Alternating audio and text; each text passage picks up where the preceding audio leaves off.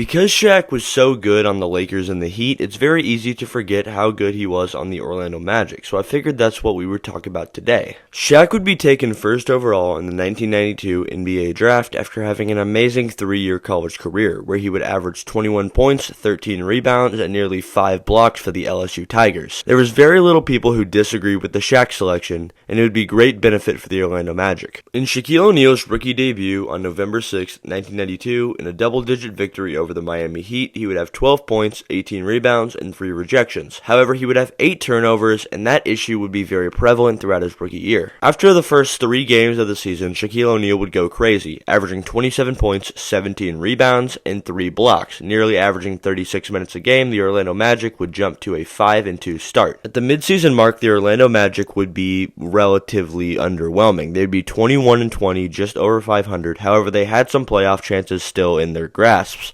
Shaq would be showing some elite shot blocking ability, having over 23 games over 5 blocks, along with having a 9-block Valentine's Day game. Along with those 9 rejections, Shaq would also have 21 points and 19 rebounds. At the end of the season, the Orlando Magic would be 41-41, being the 9th seed, seated right behind the Indiana Pacers after losing in the playoff tiebreaker.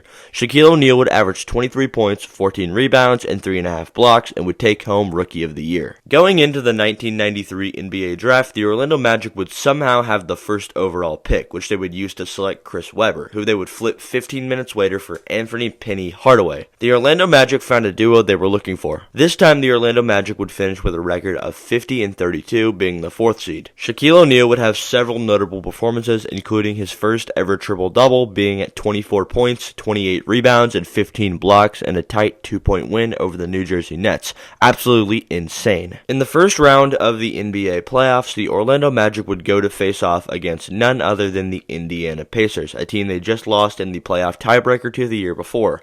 It would be a relatively close series, however, the Pacers would deal with them in 3 and would send them home. In the 1994 NBA offseason, the Orlando Magic would bring in Horace Grant, a 29-year-old big man who has a few championships under his name with the Bulls. Although Orlando would drop the first game of the season, it wouldn't take them very long to rally back, winning 11 of their next 12, and Shaq having multiple dominant performances in that stretch. The Orlando Magic would finish at the top of the Eastern Conference with a record of 57-25.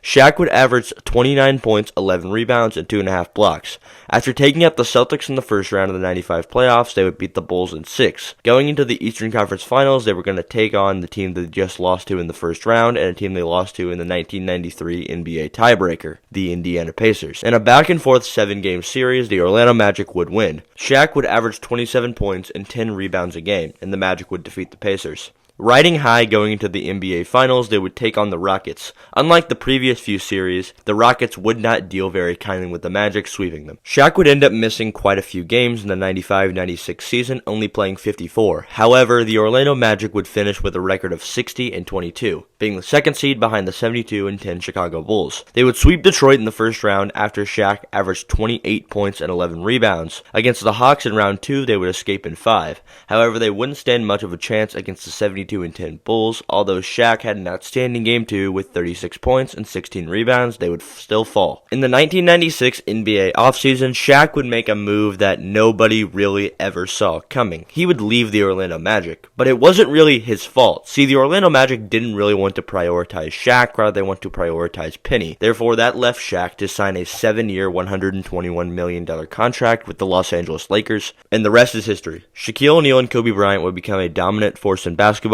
winning several different NBA titles. Since Shaquille O'Neal left the Lakers in 2004, he would bounce around with a few different teams, including the Heat, Suns, Cavaliers, and Celtics. Shaquille O'Neal retired from the NBA after the 2010-11 NBA season, and is currently inducted into the Pro Basketball Hall of Fame in 2016. And that's going to do it for today's video. If you guys like this video, like, comment, subscribe, share. Tell me which Shaq you like better in the comments. Lakers Shaq, Magic Shaq, Heat Shaq, or even Suns, Cavaliers, or Celtics Shaq. And with that, until next time everyone, I will see you all later. Goodbye.